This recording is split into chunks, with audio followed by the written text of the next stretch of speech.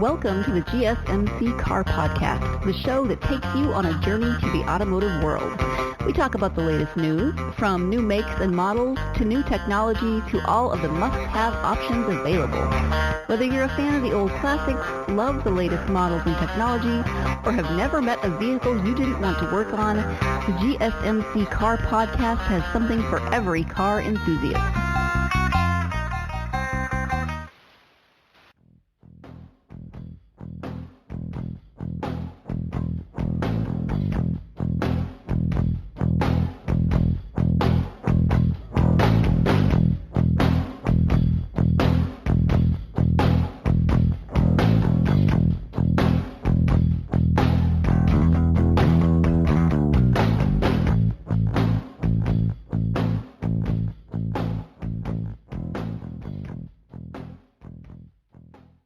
Welcome to the GSMC Car Podcast, brought to you by the GSMC Podcast Network.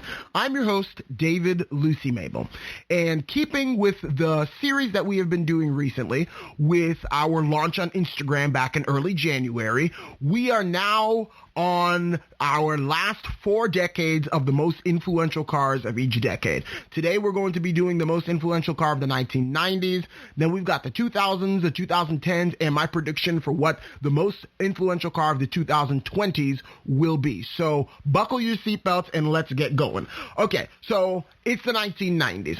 The Soviet Union has collapsed. The 80s are now a memory. The time is changing quickly. Personal computers are becoming more and more viable, more and more common.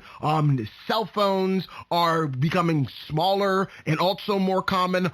Things are rapidly advancing in the field of science and technology especially.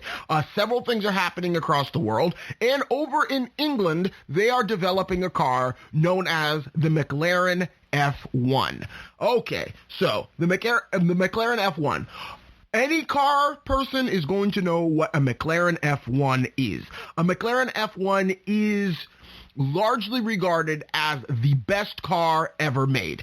I'm not sure if I necessarily agree with that, but that is what it is largely regarded as, the best car ever made. It is a road car that feels right at home on the track. It was never designed to be a track car and then turned into a road car. It was a road car that was designed for the road, but was right at home on the track as well, and even competed in Le Mans.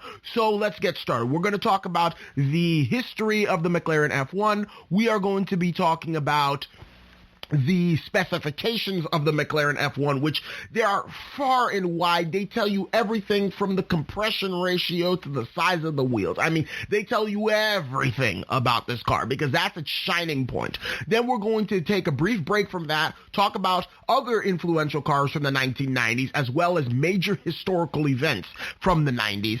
And we're going to be talking in segment 4 about my personal thoughts about the McLaren F1. So let's get started.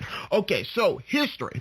It was produced from 1992 to 1998, so for a total production of 6 years. Only 106 McLaren F1s were made, and only 64 of those were road cars. So imagine, there are only 64 road-legal McLaren F1s in existence today. That is exceedingly rare. I was talking about, the Ferrari 250 GT California with my girlfriend the other day. That car is, I believe there was only 50 of the long wheelbase models made. So that's almost as rare as a Ferrari 250 GTO California.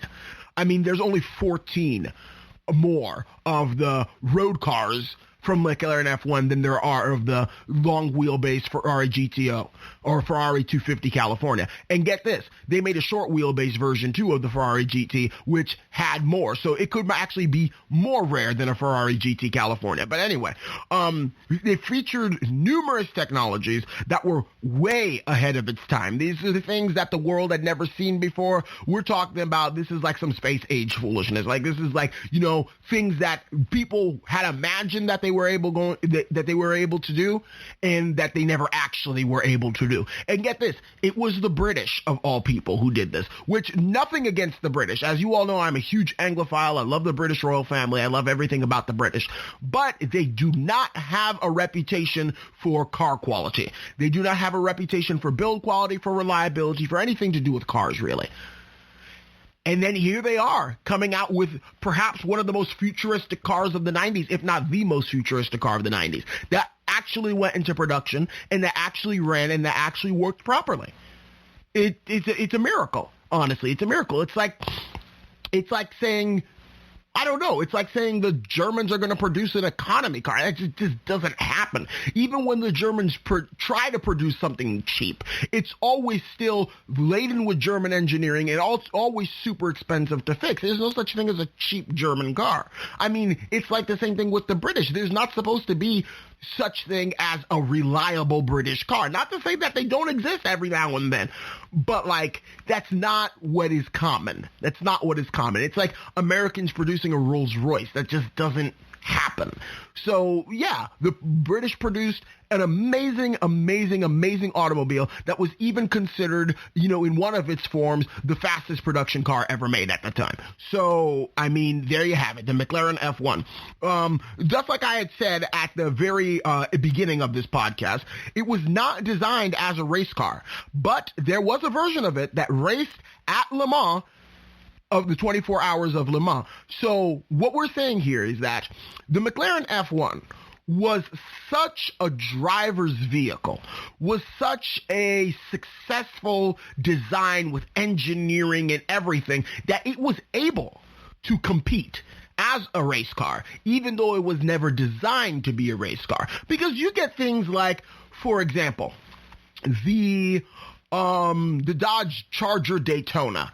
The Dodge Charger Daytona was designed to be a race car. And per NASCAR regulations at the time, you needed to have 500 of that race car produced as a road car in order to be eligible to enter NASCAR. I don't know why it was, but that's what it was. So therefore, you get something like the Dodge Charger Daytona that was designed to be a race car, and it was turned to a road car because of the rules that they had to make a road-going version of it. And there are several race cars out there that have road-going versions, but they were first and foremost designed to be race cars. The McLaren F1 flipped that on its head. It was designed to be a road car, but it was such a good road car, such a sporty car, such a supercar, really, that they took that and then they turned it into a race car. So there was not much that really needed to be done. Maybe some, power tweaking, maybe some tuning, maybe better tires or whatnot. And then it was ready to take on the racetrack. And this car held its own against purpose-built race cars that never even had any road-going versions. And this was a road car on the track. It's like me taking my Buick Park Avenue to NASCAR and then actually being able to finish the race and actually place and beat people. I mean, that's not something that happens. I mean, like, you all out there might have a Toyota Camry. You all might have a Honda Civic, a Honda Accord, maybe a Ford Fusion or something along those lines. All of those are road cars. All those are road cars that are never designed to be on the racetrack. They're designed for practicality. They're designed for city and highway driving, everyday, driving circumstances. Nothing, high speed or super stressed or anything of that sort. But the McLaren F1 was designed so well and engineered so properly that it was able to hold its own against race cars, even though that's not what it was meant for at all. So that's just to give you a perspective in what exactly the McLaren F1 meant when it came to the future of supercars. It's kind of like the Lamborghini Miura, which was regarded as the first supercar, the first mid-engine supercar, and it would lay out the design for almost all supercars to come. Mid-engine, rear-wheel drive layout or all-wheel drive layout. We started with the Lamborghini Miura. So even this McLaren F1 traces its history inevitably back to the Lamborghini Miura, because what is it? It's a mid-engine rear-wheel drive supercar, which was the first mid-engine rear-wheel drive supercar, the Lamborghini Miura. So they're all connected, but this one is like the next milestone in the supercar, because this one had things that never had been seen before. And of course, I'm not going to give it away in this segment. You'll have to listen to segment 2 in order for you to find out what exactly the McLaren F1 had that nobody else had done before. But you will be rather shocked, especially something that's, fairly common amongst supercars today. You'd be rather shocked that almost 30-year-old technology is still being used today. And not only that, 30-year-old technology is still holding its own against modern supercars today. It's as if though the McLaren F1 got to the peak of supercar performance and ability before people even realized that was the peak of supercar performance and reliability. Because there are much newer designs that the McLaren F1 is still better than. Like, we're talking about newer designs that are 10, 20 years newer than the McLaren F1. Stuff that's coming out within the past 10 years. That the McLaren F1 is still better than. I mean, it's almost no contest.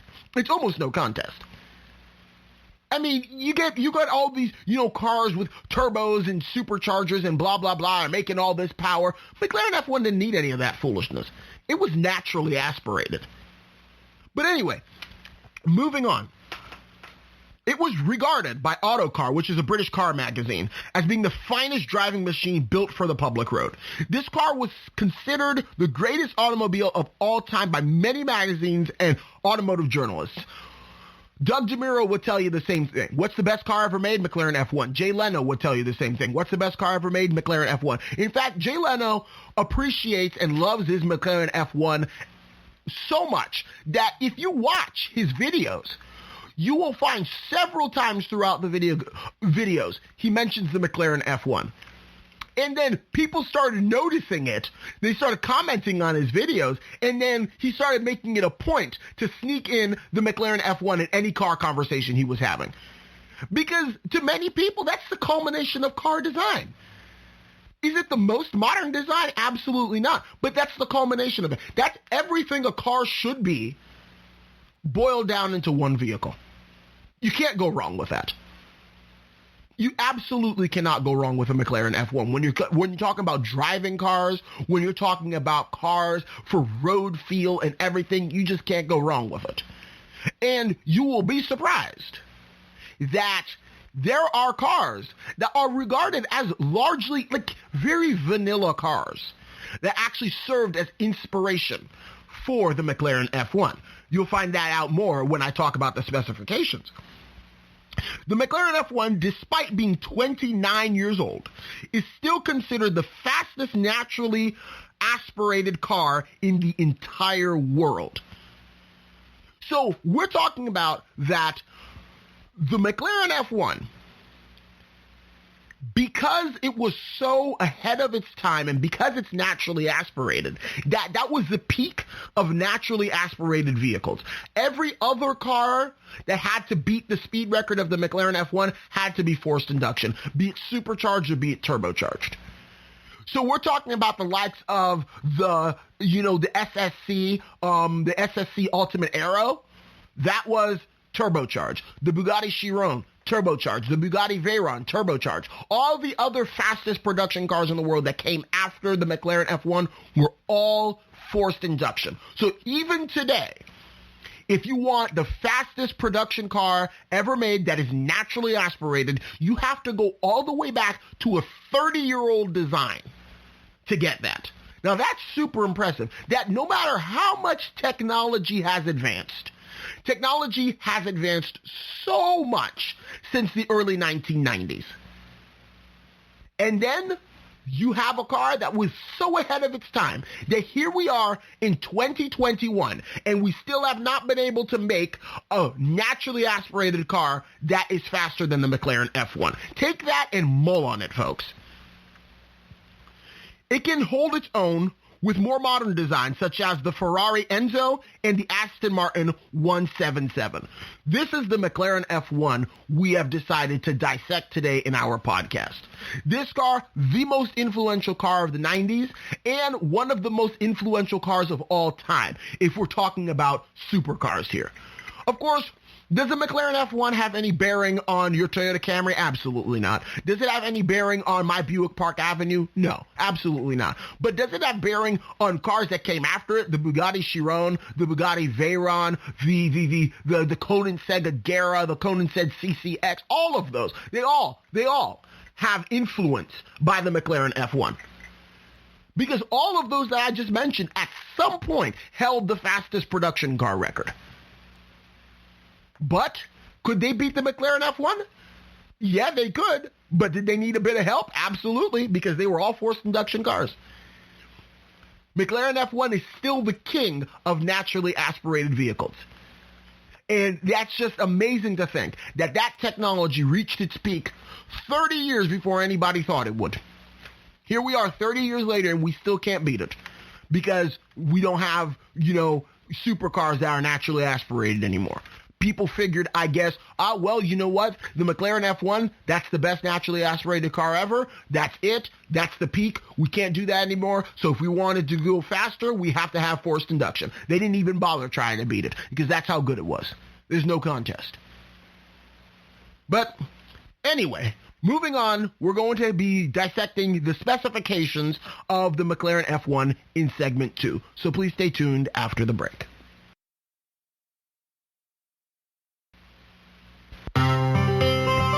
Are you a business owner? Someone interested in the latest news that might affect your business? Then check out the GSMC Business News Podcast, a show dedicated to keeping you up to date on all things concerning business, technology, and the stock market. Get a head start on the day as we keep you updated on the latest goings-on Wall Street, money, jobs, and technology. The GSMC Business News Podcast has you covered.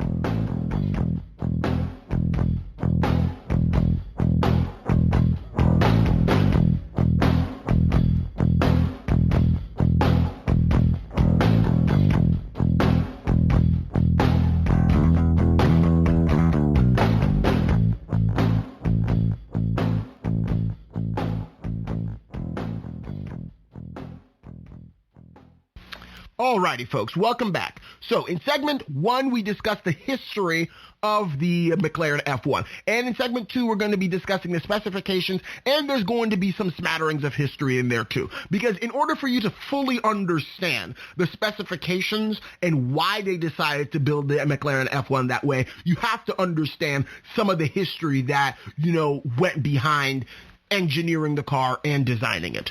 So we'll start out with the basics. We'll start out that it was designed and developed by the British, but powered by the Germans. Get this. The Germans were the ones who provided the powertrain for the McLaren F1. So even though the British were the ones who actually designed the car and engineered it, I guess they just couldn't develop an engine for it. And if they couldn't, they just didn't feel like it.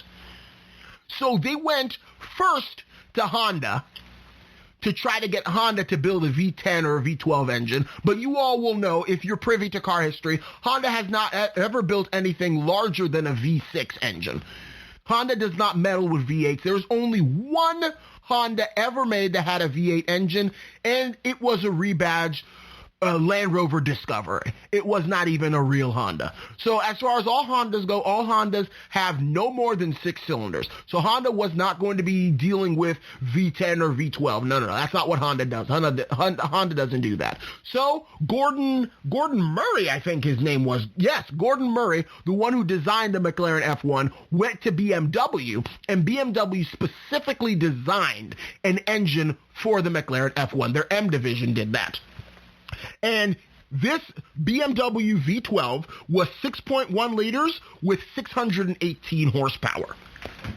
And it had a 6-speed manual transmission, which that's important. That's important to realize, because you might even have the argument to say that The McLaren F1 not only is the fastest naturally aspirated car, it might be the fastest car with a purely manual transmission. Because a lot of the ones nowadays, they are dual clutch automatic transmissions with paddle shifters. They're not true, 3-pedal manual transmissions that everybody in the car community, every car elitist out there was like, no, a car has to be a manual, has to be a manual, has to be a manual. I, for one, I don't know how to drive a manual. I'm wanting to learn one day, but I don't know how to drive a manual. I know how to drive it in theory, but never in practice because, well, frankly, I live in the United States. Most American cars are automatic, and I've always driven luxury cars. I've never had a need to learn how to drive a manual transmission car. But for the people who will appreciate this podcast on the McLaren F1, it is very important that this car is probably the culmination of naturally aspirated supercars, and it's analog. Meaning that it is not automatic. It's not, things that the car is not doing any work for you. You are working the car. So you are the one pressing the gas. You're the one pressing the brake. You're the one pressing the clutch to shift gears. You are the one that is controlling this V12 618 horsepower engine. And it's all coming through the human machine connection over here. That is the gold standard when it comes to car enthusiasts. Every car enthusiast that is into supercars and into the super fast stuff always wants to shift the gears themselves. Even though computers nowadays are faster than people and your dual clutch automatic is much faster than a human shifting a manual transmission. But it is that human to machine to road connection that people are so longing for that the McLaren F1 has been able to give them. So you get this. This car, V12, 618 horsepower, and a 6-speed manual transmission. This is everything, this is the pipe dream of all of those boys that grew up, and well, girls too, goodness, I have to be inclusive, but all of those boys and girls, all those children who had their McLaren F1 posters on their walls, thinking that one day they'll be able to drive them, and some of them did. Some of them did. Some of them were able to be, wealthy enough that they were able to get their hands on a McLaren F1 to finally drive it. This is the culmination of all their pipe dreams. This is what they want. This is what they lived for. All of those car enthusiasts out there. An analog supercar. It's able to hold its own against the likes of the Jaguar XJ220 or whatever it was called, the Jaguar, or not the Jaguar XJ220, the Bugatti Veyron, the SSC Ultimate Aero, the Koenigsegg CCX, Koenigsegg Agera, Ford GT. I mean, all of these amazing supercars that we have today that are not analog. This is the car that every one of them wants to be, but they can't be because the McLaren F1 already reached that threshold. All of the cars afterward were trying to be the McLaren F1. They just couldn't be, though.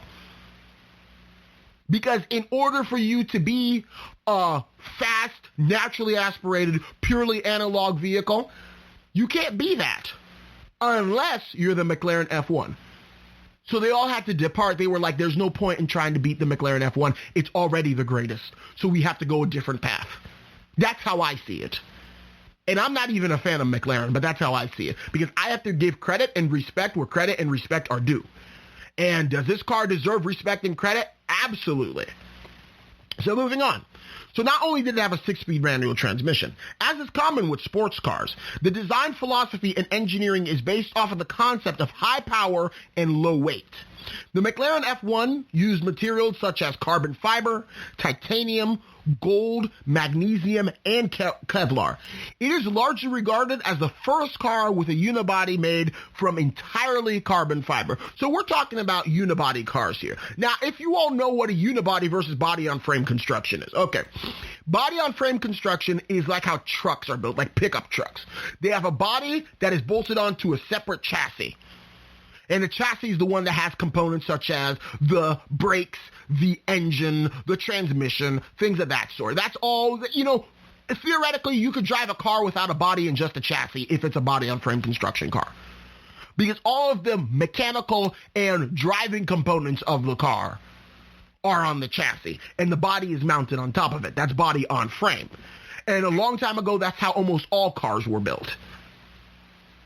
And then right around the 50s into the 60s, unibody became more popular. Not to say they didn't exist. I believe the French were making unibody cars since the 30s. But now unibody cars are a car in which the body and the frame are one unit. This has been regarded as being safer, a safer construction, and has been regarded as better for performance because you don't have this body that is floating on top of this frame, essentially. It's all one unit. It's better for flexing. It's better for the physics of driving a car. Well, now get this. Now, imagine that same concept in which the vast majority of cars that are unibody are made of steel or some sort of metal. This car is the first one to take that concept and flip it on its head. And it's like, we're going to do a unibody car, but instead of having it made of metal, we're going to have it made of carbon fiber. Now, what is carbon fiber, folks? I don't know if you all ever did, plaster in art school. Back in, elementary school and whatnot. Plaster in which you would wet the pieces of plaster and then you would put your finger over them and then you would stick them together and then you would make a plaster cast of something. Well, it's essentially, to just really put it in layman's terms, that's basically how carbon fiber is. Carbon fiber comes in these sheets, and then they lay them down in layers and then stick them together and then mold them around a casting. Or mold them around a mold to make a casting, I should say. That's the more proper terminology. So now we are getting a car that is essentially stuck together of thin layers of carbon fiber that's supposed to be super strong and super lightweight. And then it's molded into the shape that they need. And then the different mechanical components are attached to the carbon fiber frame by lightweight metals such as aluminum and magnesium and titanium and things of that sort. So we're getting a car that the monocoque is what they call it, the unibody, is made entirely of carbon fiber. This is something that the world had never seen before. This was one of the first cars, if not the first car, that used carbon fiber as its main building ingredient. This was going to be a success as far as performance goes from the very beginning of its inception, from the very beginning of its development. There was no way for them to not have a successful vehicle when mating a V12 engine from BMW M Sport to a carbon fiber chassis. From the beginning, it was going to be a good idea because there are cars that you all know of that on paper they're a good idea, but in practicality they're a disaster. Pontiac Fiero, for example. On paper, great idea. Practicality, absolutely worst. Absolutely horrible. But you got the McLaren F1. On paper it was a great idea, and in practicality it was probably even better than it was on paper, which doesn't happen very often. But then again, when you design a car with essentially what is an open checkbook, I mean, the sky is the limit. I can tell you there was no budget constraints when designing this car. Was it expensive as a result? Absolutely. But did it hold its own? Absolutely yes. And 30 years later, we are still praising the name of the McLaren F1. Like, that is quite a feat. That is quite a feat. So uniquely, the F1 had 3 seats. The driver's seat was mounted front and center with one passenger on each side and slightly behind.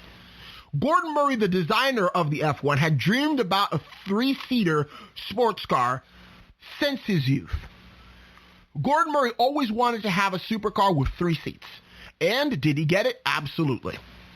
Gordon Murray was inspired, let me turn the page here, pardon for the pause, was inspired by the ride quality of the Honda NSX after test driving it, and he tried to get Honda to develop a V12 or V10 engine like I told you all for him, and he couldn't convince them, so he went to BMW instead. So now, the story goes, when Gordon Murray was test driving the Honda NSX, he had always kept Lamborghini, Ferrari, and all of those classic supercar manufacturers, the ones that immediately come to mind. And he had always kept them as the benchmark that he was trying to reach with his McLaren. And then he test drove the NSX. Be it wasn't as powerful as the other ones, but he said all of the other ones vanished in his mind, simply because of the drive quality and the handling characteristics of the NSX. He then used the NSX as his chief inspiration for the McLaren F1, which is a lofty title to hold when you're the Honda NSX, which is relatively a tame and humble automobile from, a Japanese car company. Granted, is the Honda NSX a supercar on its own terms? Absolutely. But it has largely been regarded as a supercar that you can drive every day. It's an everyday sort of supercar. It's reliable. It's simple to work on. It's not like your regular old supercars that an oil change is going to be $10,000. This is a Honda NSX we're talking about. And it served as one of the chief inspirations for the McLaren F1, which, like I said, is largely regarded as the best car ever made. Because the Honda NSX was just that good, that Gordon Murray, when designing his McLaren F1, was like, oh my gosh, I want my car to be just like this one, except more powerful, obviously. And then moving on. He went to BMW's M division. They built him an engine. You already know about that. The body was made of carbon fiber reinforced polymer, blah, blah, blah. And the aluminum as well as magnesium were used as attachment points. And the doors, I have to mention the doors. The doors of the McLaren F1 were inspired by the Toyota Serra. What is a Toyota Serra? The Toyota Serra is a K car from Japan. A K car, sports car sort of thing, likened to like a Mazda Autozam or something. A K car sports car with those flip-up butterfly doors inspired the doors on the McLaren F1. So I could say Gordon Murray was actually very fond of the Japanese and their designs. And he included them as inspiration for his McLaren F1. That is truly something amazing, folks. Truly, truly something amazing. So moving on to segment 3, we're going to take a break of discussing the McLaren F1, and we are going to discuss the likes of the likes of the 1990s and cars that came out in the 1990s. So please stay tuned after the break. Tired of searching the vast jungle of podcasts? Now listen close and hear this out. There's a podcast network that covers just about everything that you've been searching. Hey! The Golden State Media Concepts Podcast Network is here. Nothing less than a podcast bliss with endless hours of podcast coverage. From news, sports, music, fashion, cooking, entertainment, fantasy, football, and so much more. So stop lurking around and go straight out to the Golden State Media Concepts Podcast Network. Guaranteed to fill that podcast itch. Whatever it may be. Visit us at www.gsmcpodcast.com. Follow us on Facebook and Twitter, and download us on iTunes, SoundCloud, and Google Play.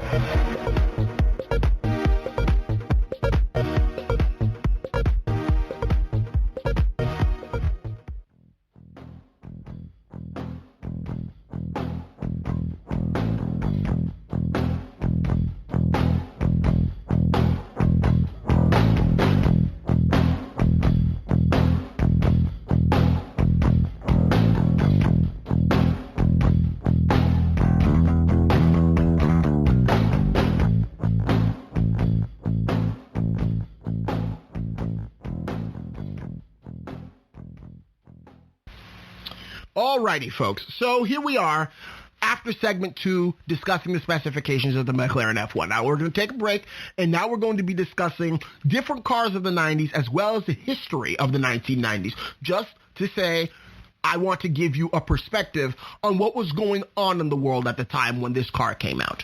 So, the 1990s. You get the Ford Taurus. Introduced in the mid-'80s, the Ford Taurus was a turning point in American car design. It was aerodynamic and front-wheel drive. It was the new interpretation of the American family sedan and was the best-selling car in America for several years, including the year I was born, 1997. Now, as my research would suggest, it was actually the best-selling car in America from, I believe, 1992 to 1996. And some sources say that the Ford Taurus was the best-selling car in 1997 as well.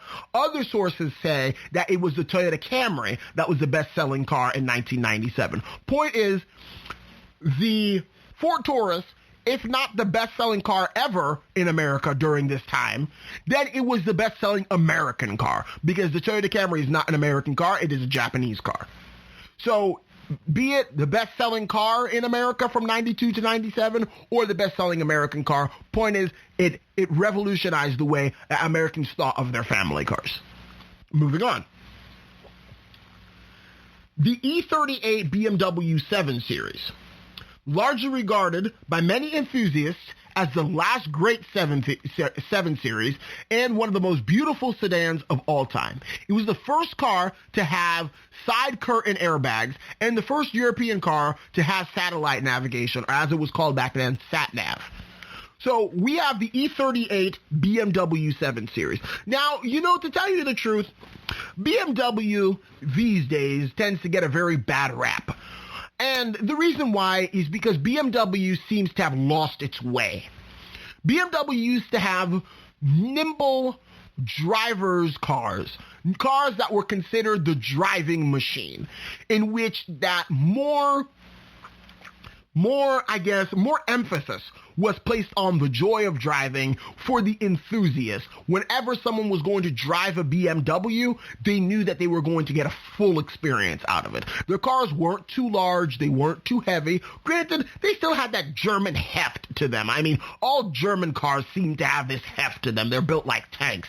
But the BMWs of that time period, the pre-2000s, if I can put it that way, or pre-2005, I'll be generous. Pre-2005, they were all driver's cars. They drove and handled very well. They were meant to be enjoyed. And then the BMWs since then, after 2005, have become diluted. They've become large, they've become bloated, they have every single sort of type of crossover you can imagine. They slap an M badge on just about everything, and it's just not as exclusive and as special as it used to be. The BMW 7 Series, the E38 that was produced in the late 90s to early 2000s, this was largely regarded by BMW enthusiasts as the last great 7 Series.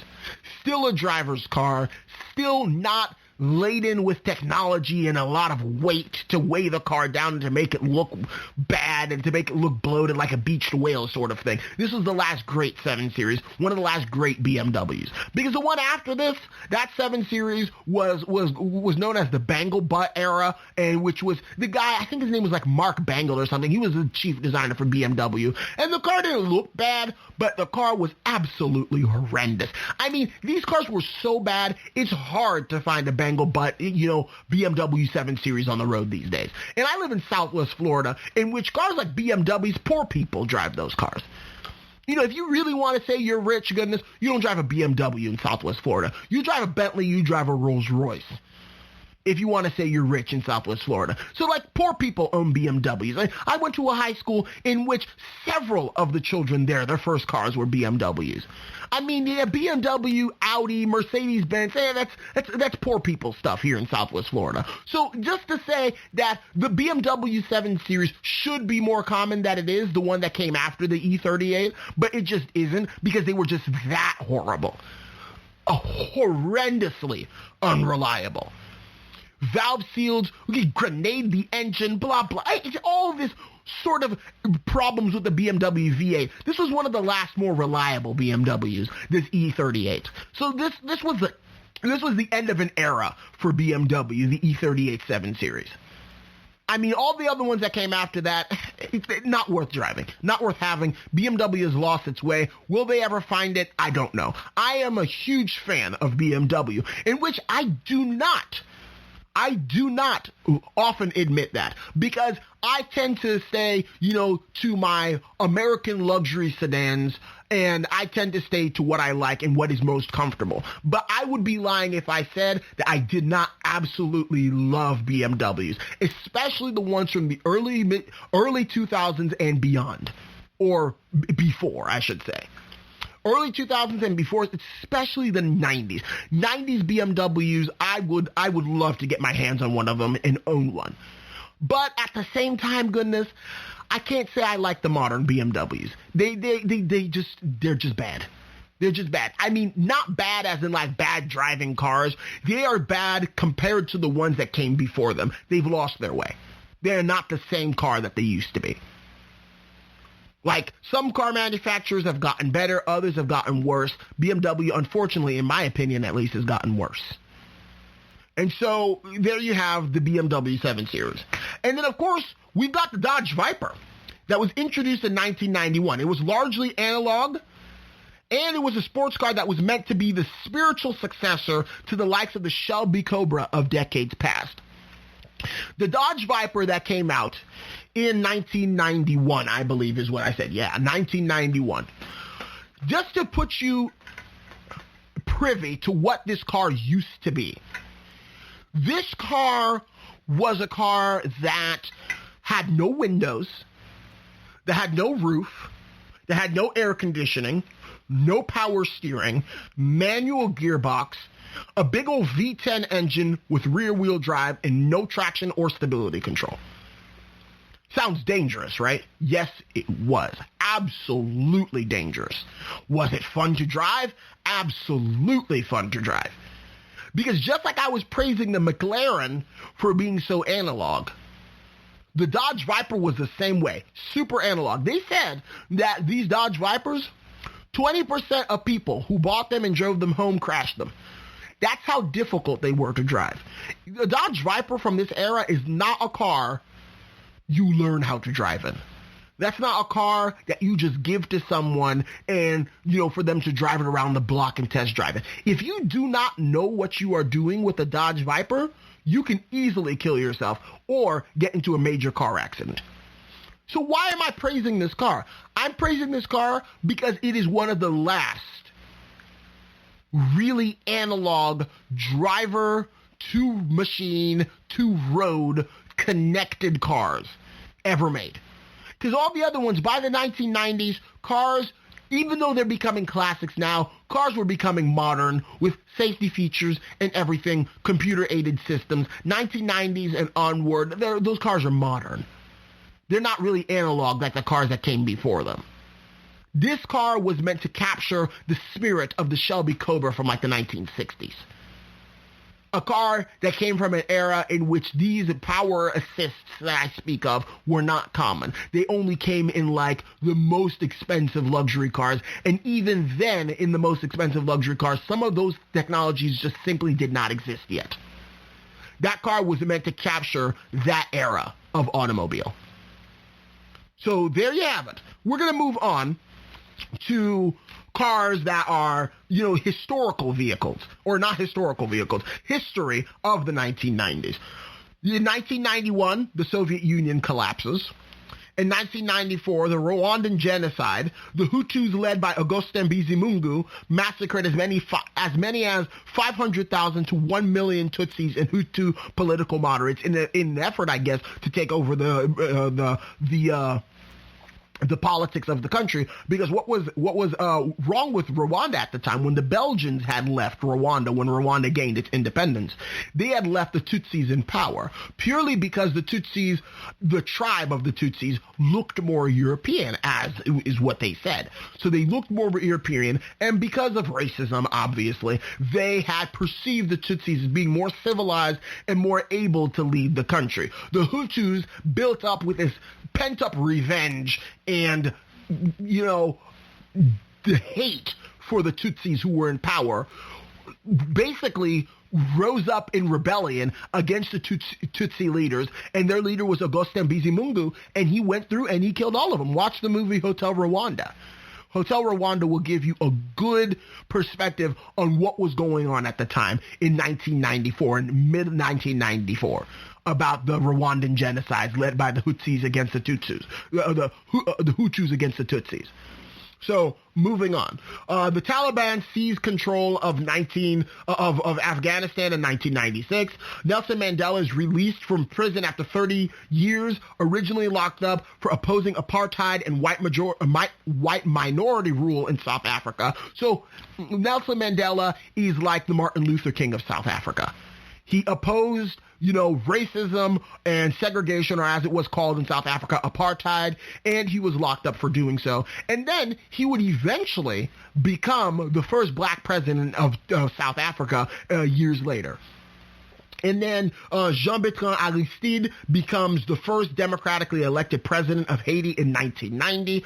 Aristide was a president that was really backed by the American government. I'm Haitian, so I know about this. Of course, I wasn't born in Haiti, but I know enough from my grandparents and my dad about how Haitian history and politics work. So essentially, what had happened with Aristide, there was a Duvalier regime, the Duvalier regime from, I believe, 1957 to 1986, in which Papa Doc reigned, and then after he died, his son, Baby Doc, took the power. They were dictators in Haiti. And, Americans have this perspective that all dictators are bad sort of thing. That's not how we have the perspective. We have the perspective that the dictators in Haiti at the time were keeping the country in line and were progressive dictators, allowing people in a country to have opportunity, not purely oppressive. Well, the Americans, obviously, who meddle in everybody's business, didn't want there to be a dictator in Haiti. So they come through in 1986 after Baby Dog Jean-Claude Duvalier is exiled from the country. In 1990, so there's about 4 years of provisional presidency between 86 and 90. And then in 1990, they back Aristide as becoming the first democratically elected president of Haiti. Well, of course, Aristide didn't last because he was corrupt. So they exiled him to South Africa and the Central African Republic, and he spent 7 years in exile until he returned to the country. And what he's doing these days, who knows and who cares? So, moving on. That's just a crash course on Haitian politics for you all. And then, of course, Dolly the Sheep becomes the first cloned animal in 1997, and scientists discover exoplanets. The stars, let me restart on that one. Scientists discover exoplanets, which are planets that orbit stars other than our sun. So they find out that other solar systems exist, that we're not the unique solar system in all of the universe. So there you have it. Here we have the 1990s, what was going on in the 1990s. And if I didn't mention it, I was born in 1997. So as far as I'm concerned, every year before 1997 was the Dark Ages until I, the light of the world, came in 1997. Of course, I'm not actually that conceited. I'm just being facetious. But there you have it, the 1990s. So segment 4 will be my thoughts on the McLaren F1 and how I feel about it. So stay tuned, folks.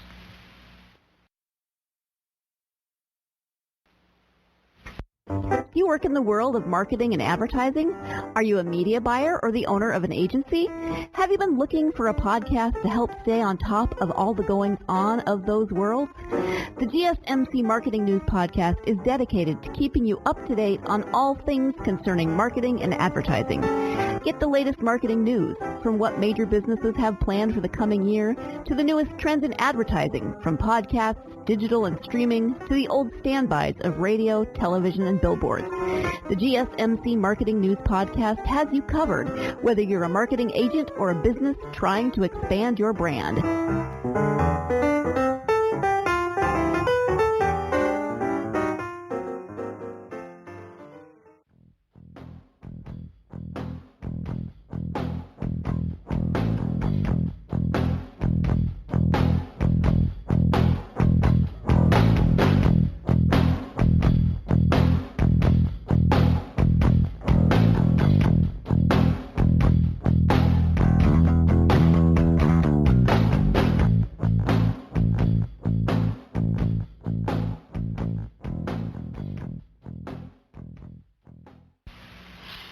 Okay, welcome back, folks. So here we are in segment 4. We've discussed the history of the McLaren F1. We've discussed the specifications. We've discussed the history of the 1990s as well as other influential cars. And now we are discussing the personal thoughts of me, who is the host of this podcast, and how I feel about the McLaren F1. Here's what I'm going to say right off the bat. I have great respect for the McLaren F1. And to tell you the truth, I am very surprised that it was engineered by a British company. The British have had a very bad reputation for their cars. As anybody who's car savvy would know, that British cars are really a hit or miss. Some of them are real good, others are real janky and bad. Like, you get some Rovers, especially from the 70s. Oh my goodness. Those cars were so bad. So bad. I mean, there was a Top Gear episode about British cars, like, way back in the early 2000s. And, of course, they were being funny and trying to, be funny and, get a comedic laugh out of all of that. But, the British cars, they really ain't too good. And, even the British cars that have been taken over by the German companies ain't too good, really, either. But, anyway, here we are. So, we have a British car company creating essentially what is the most, the best car of all time as far as, analog, naturally aspirated, blah, blah, blah, all of those things. It's the best car of all time. And it's sort of odd. And the reason why I say it's sort of odd, because this is the same British, the same British people who produced the likes of the Mini. These are the same British people who produce the likes of the Rover, the Rolls-Royce, the Bentley, things that are, super famous, but super famous for being the opposite of what the McLaren F1 is.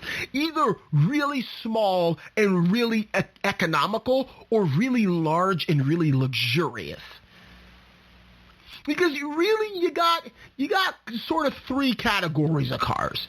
You got luxury cars, you've got, economy cars, and you got sports cars. And then you get cars that are sort of in between, that lean more to one category or lean more to another. But if we're talking about the 3 extreme of car design and whatnot, you got supercars, luxury cars, and economy cars. And of course, a Mini, economy car. Rolls-Royce, luxury car. McLaren, supercar. All of those were built by British companies. They have really essentially built the extreme of every single branch of car, car taxonomy, if I could put it that way. I mean, you know how taxonomy works in animals: kingdom, phylum, class, order, and then family. Well, it works differently for cars. This is how my brain works. Bear with me. You got the supercars that are the most evolved version of sports cars. Our supercars, they are purely supercar. And then you got luxury cars that are the most evolved version of luxury cars. And then you've got economy cars are the most evolved version of economy cars. So, and then you get cars that are in between. So let me put it this way. The British at this time were making the 3 extremes of all the different types of cars there were. They were making the McLaren F1, which is the most evolved version of the supercar at that point in time. They were making things like the Rolls-Royce Silver Seraph. That was the most evolved version of luxury car at the time. And then they were making things like the original Mini, which at that time had been pretty much the most evolved version of the economy car. And even then, if you're not going to say that, then you can say the Peel P50 was the most, evolved version of the economy car, even though it wasn't built in the 90s, but the Peel P50 was also a British car. So they're making the most evolved, the most pure versions of all of these cars, all right around the same time. It strikes me as odd.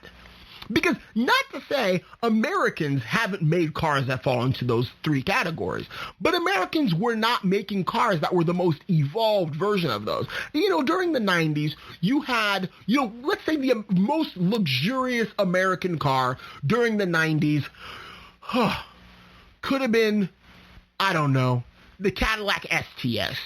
It was probably the most expensive, American luxury car of that time period. But even that's not the most evolved version of the luxury car. And then you had things like sports cars. Let's say you have a Corvette ZR1 or something, if that even exists, Z06, whatever. A Corvette, that's the most evolved version of the American sports car. Not even a supercar. They weren't making supercars in the 90s. But, the most evolved version of an American sports car. And then let's say you have the Ford Escort, which is like the most evolved version of an American, economy car. And again, you got, things like the Ford Taurus that I mentioned earlier. Ford Taurus is not, it's somewhere in between luxury and economy. And it just strikes me as odd that, the British were making the most extreme versions of all of those different sorts of cars all around the same time. Of course, different, companies were making these things, but they were all coming from the same country, because each country, each sort of car culture has something that it's known for. Americans are known for large luxury cars. That's what Americans have always been known for. If not large luxury cars, muscle cars. The Japanese, not to say they don't make luxury cars, but they're known for making economy cars, very efficient cars. Italians are known for making very fast sports cars. And then you got the Germans that are known for making very well-built, Grand Tours and luxury sedans. And then you got the British. The British were not necessarily known for making one sort of thing. They made a little bit of everything, why I'm surprised that the McLaren F1 came out of Britain. I would expect the McLaren F1 to come out of Italy. That makes perfect sense to me. The McLaren F1 to come out of Italy. It would make more sense to me that it came out of Germany before it came out of Britain, because Britain had so many irons in the fire as far as the car making business went.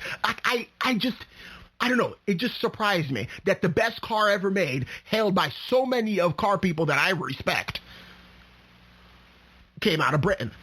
Britain, the same country that has horrible, horrible, horrible standards for cars as far as their build quality goes.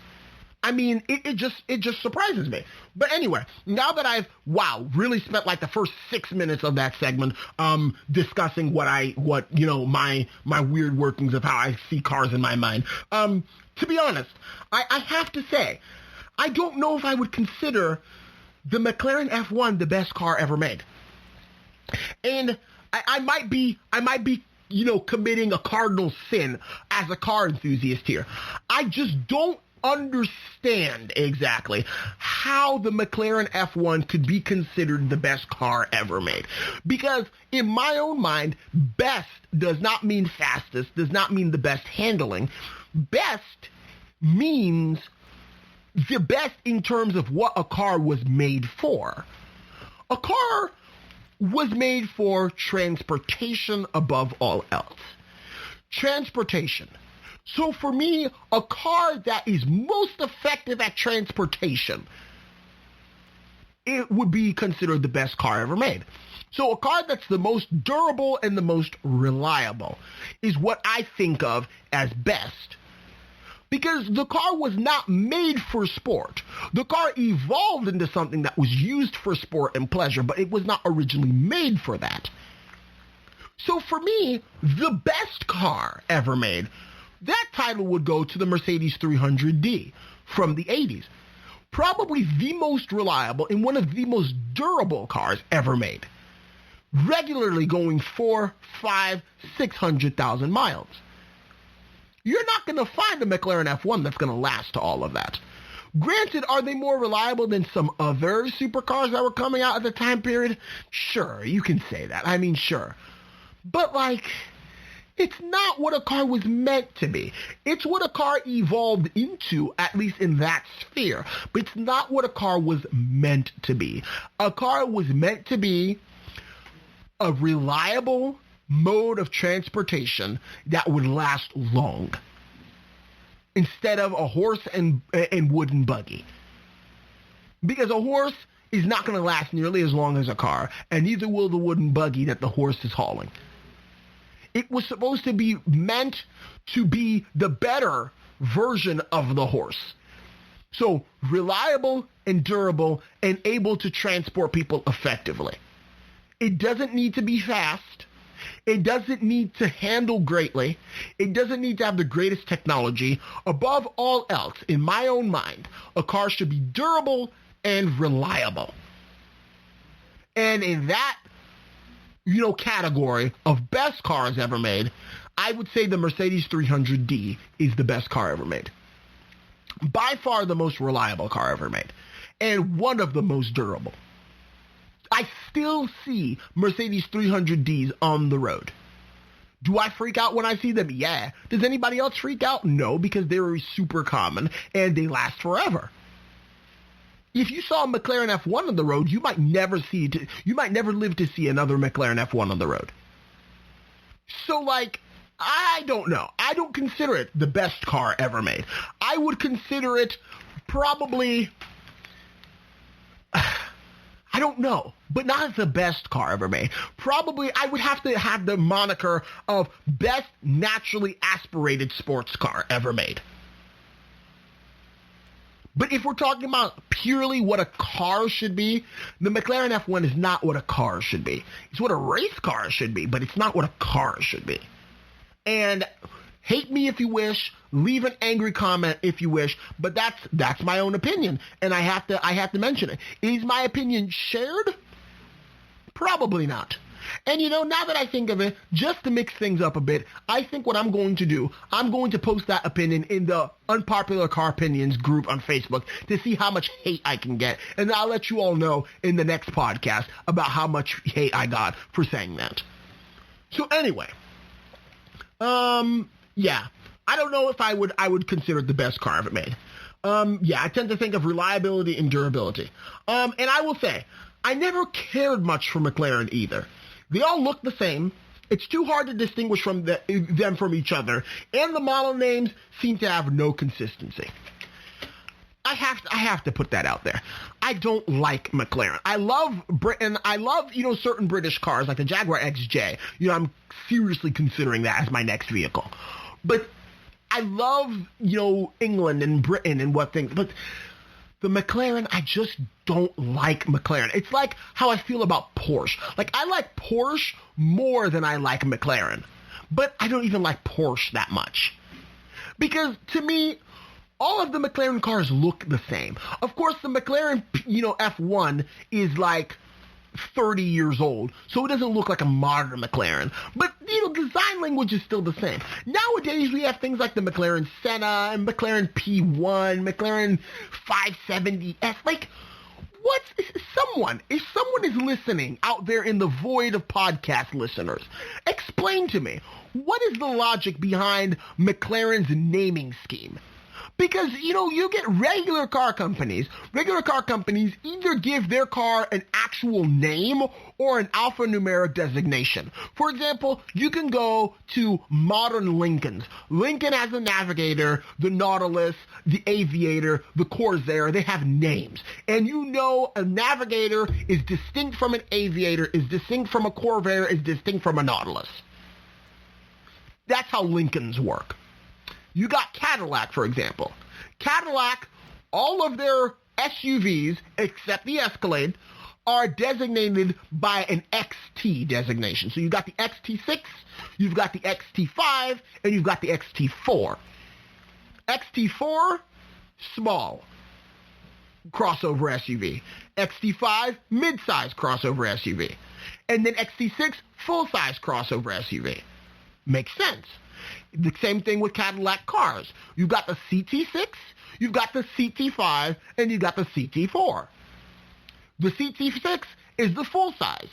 CT5 is the mid-size. CT4 is the compact.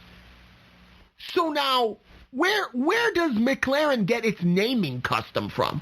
You got the McLaren F1 in the 90s, but then there's a McLaren P1. Is the McLaren P1 the direct successor to the McLaren F1? Nobody knows. Then you got the McLaren D570S. You got the McLaren Senna that doesn't actually have an alphanumeric designation. It has an actual name. And then you've got so many other McLarens out there. Nobody really knows what McLaren is doing. And this is not a slight against the McLaren F1, because the McLaren F1 will remain a great car. It's a slight against McLaren. Make up your mind. People are confused. Nobody knows what a McLaren is. We don't know if it's a McLaren S. We don't know if it's a 570. We don't know if it's a 570S Spider, if that even exists. We don't even know what a P1 is. We don't know what the Senna is. We don't know what this is. We don't know what that is. And to make it even more confusing, McLaren had a merger with Mercedes-Benz over the McLaren SLK, whatever. Who cares? Who knows and who cares? Nobody knows anything about McLaren. It's just like they make a car, and then they just slap a random name on it and then market it, and people buy it. And not to mention, all their cars look like fish anyway. They all look the same. So, if anybody from McLaren is listening, which they're probably not because they've got better things to do, but if they are listening, make up your mind. Take it from little old me, David Lucy Mabel, here in Florida. Make up your mind. Do something. Do something with your naming custom to make it easier to remember. Because I have no earthly clue what's going on with McLaren. Not to say I care about McLaren so much that I actually follow what they're doing, but I have no earthly clue. No earthly clue. So please let me know what's going on. And let your consumers know what's going on too. But there you have it. Here we have the McLaren F1. That's my rant about McLaren in my personal thoughts section. But seriously, though, the McLaren F1 is a car that demands a lot of respect. And I'm very glad that I even thought to do this, because originally it was going to be the Ford Taurus, but then I realized the Ford Taurus was, released in the 80s. And so I was like, I couldn't, it'd be kind of cheap for me to use an 80s car as the most influential car of the 90s. So what I decided to do, I decided to look up some other cars of the 90s, and I saw the McLaren F1. I was like, yes, this is the most influential car of the 90s by far. So, that's why I chose the McLaren F1. So here we have it.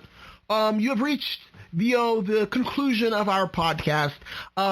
Please follow us on Instagram, on Twitter, on, Apple Podcasts, Spreaker, YouTube, and whatever other podcast apps there are out there. We are on there. So please make sure you listen to us, you leave us a like, leave us a subscribe, you tell your friends about us. And of course, if you enjoy listening, check out some of the other GSMC podcasts as well, because we don't only have a car podcast, we've got lots of others as well. So please stay tuned for the next one, in which I'm going to be discussing the most influential car of the 2000s. So thank you and have a good night. You've been listening to the GSMC Car Podcast, part of the GSMC Podcast Network. You can find this show and others like it at gsmcpodcast.com. Download our podcasts on Apple Podcasts, Stitcher, SoundCloud, and Google Play. Just type GSMC into your favorite podcast app to find all of the shows from the GSMC Podcast Network. From movies to music, from sports to entertainment, from business news to weird news. Please subscribe to the podcast and follow us on Twitter and Facebook. Thank you, and we hope you've enjoyed today's episode.